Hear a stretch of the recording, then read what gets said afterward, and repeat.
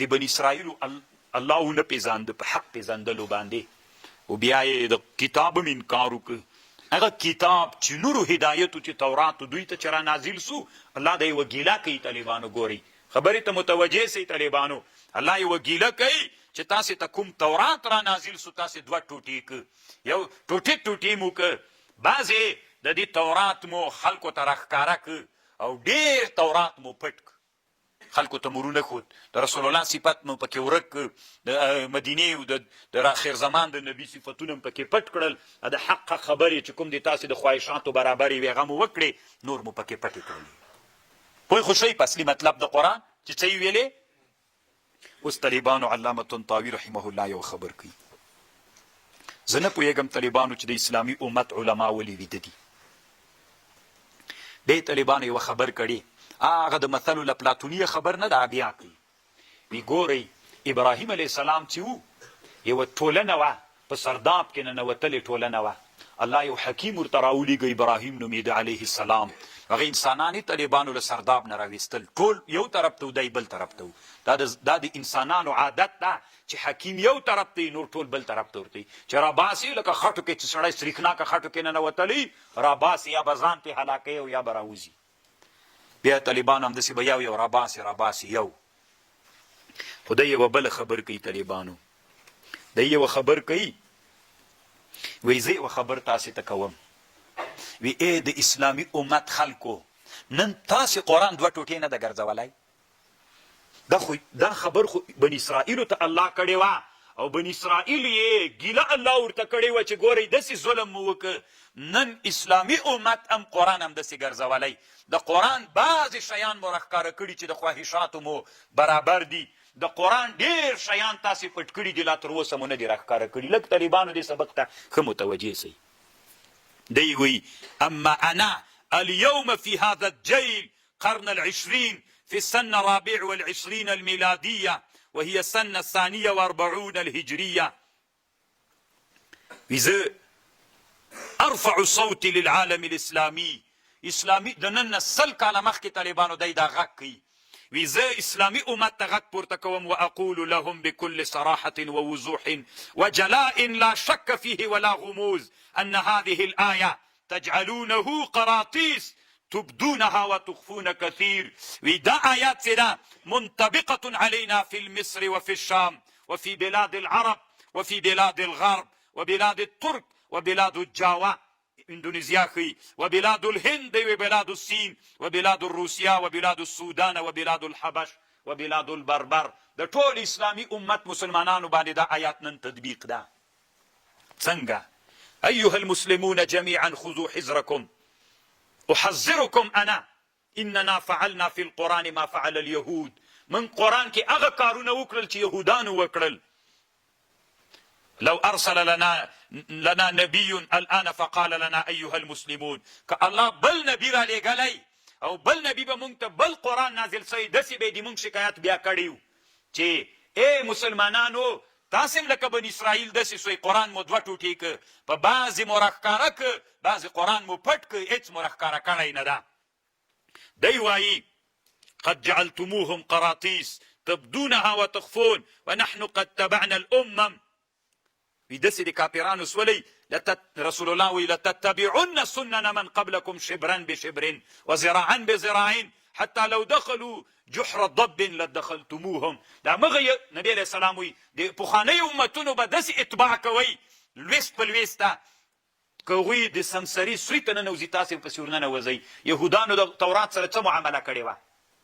مولیان طالبانو وی داسې د بدعتونو احکامو کې تناغږېږي، دغسې سړی ابتکاري فکر وکړي. رسول الله وی د کافرانو به داسې اتباع وکړي د یهودو نصرانیانو لویس په لویس، که هغوی د سمسري غار ته ننوځي تاسې پسې ورننوځئ. هغوی قرآن کې تورات کې چی کړي؟ تجعلونه قراطیس تبدونها وتخفون كثير. کړي و که نه و کړي؟ نن تاسې هغسې وکړل که نه؟ شبرن به شبرین سو که نه؟ زراعن به زراعین سو که نه؟ هغوی سره یو شی سوی که نه سولی؟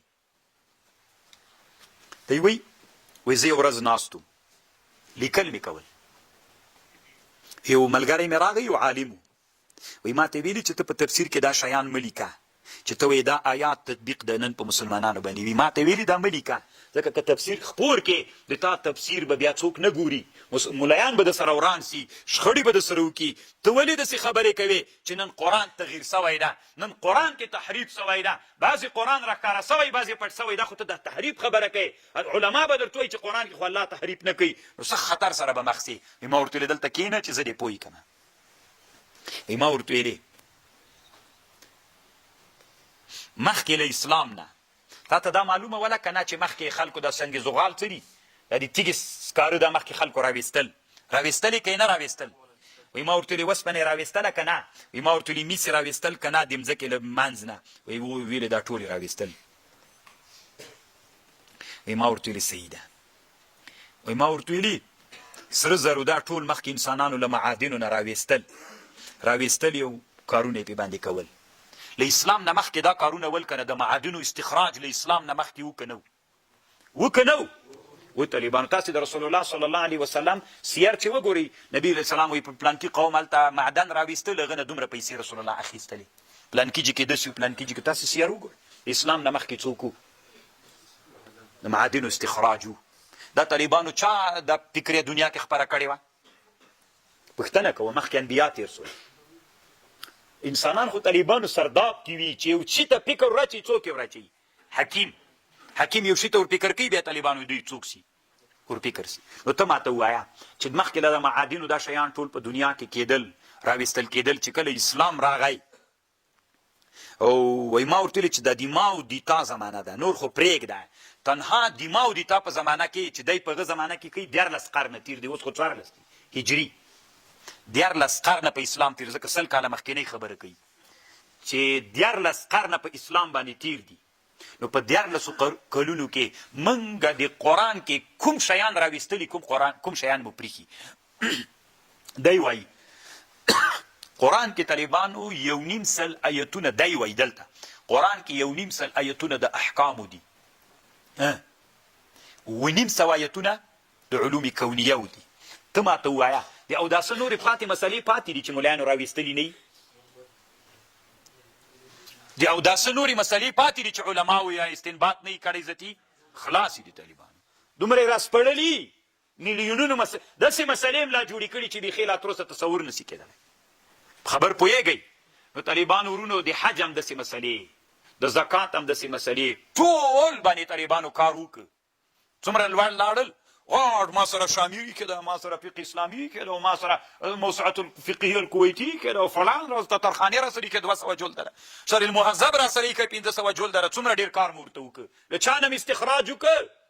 قرآن نه هغې کې م کار وکړ. خو 1.5 آیتونه چې د قرآن په علوم کونیه وکړي دي، هغه مو څنګه کړي؟ مو معطل پرېښي دي.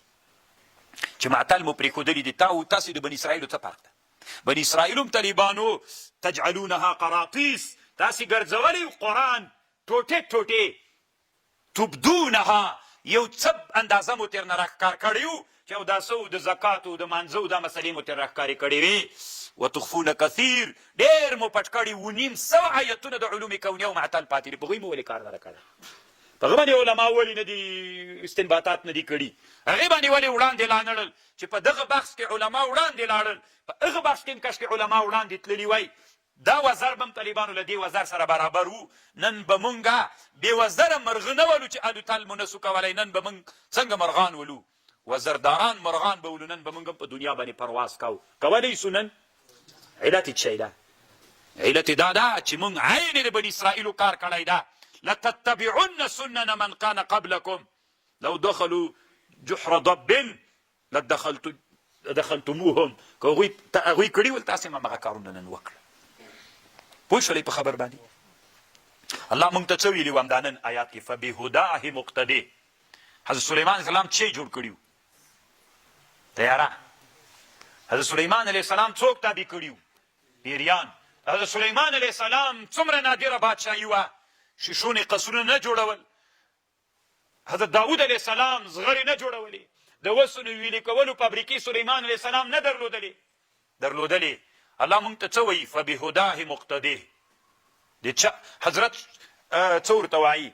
حضرت ابراهیم علیه السلام علم د نجومو نه وزده، که زده نه وای د هغوی باب ته ورننوته استدلال یې همغسې نه ورسره کوو فبهداه مقتدي تا د ټولو انبیا علیهم السلام په علومو پسې اقتدا وکړه معادن ولې هغه نه راویستل حضرت داود علیه السلام ویلي سلیمان علیه السلام د پیریانو په واسطه معادنو استخراج دا دومره ډېره طلا یې له کمه کړې وله دا ده چې حضرت سلیمان علیه السلام دا دومره ډېرې طلاوې درلودلې چې دیوال یې داسې که مونږ تاسې قصې کولې که نه په نفت العرب کې داسې دیوال یې وکړه بیا هغه چې دیجې کې لږ نیمایي پرېښودو چې بیا څوک راغلله څوک راغلله بیا بلقیس چې راغلله که نه هغه ملک د سبا یې چې ښځه څه وله بله بلقیس و رښتیا که نه چې راغله دیوال یې لږ پرېښود وشرمېدله طلا یې کېښوده دومره طلا یې له کمه کړه له کمه یې کړه استخراج کړی نو بیا په دغه باب کې ولې د انبیا علیهم السلام اقتدا نه کوي فبهداه مقتدي ټول انبیاو څوک وکړه دا هغه مخامخ غار چې سلیمان علیه السلام غار ده دا د حضرت سلیمان علیه السلام د تیارې میدان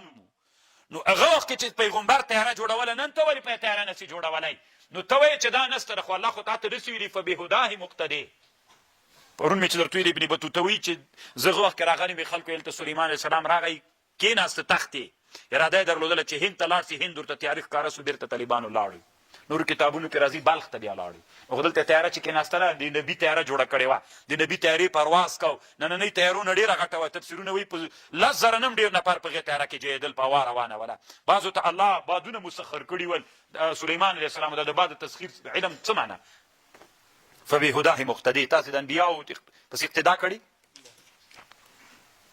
دی وی فیا لیت شعری ای فرق بین قولی فاغسلوا وجوهکم دلته امر دی وجوب دی پاره ده ولابویه لكل واحد منهما السدس دا امر دی وجوب دی پاره ده اما الله وی وألنا له الحديد من نرمه کړي و د دې پاره څوک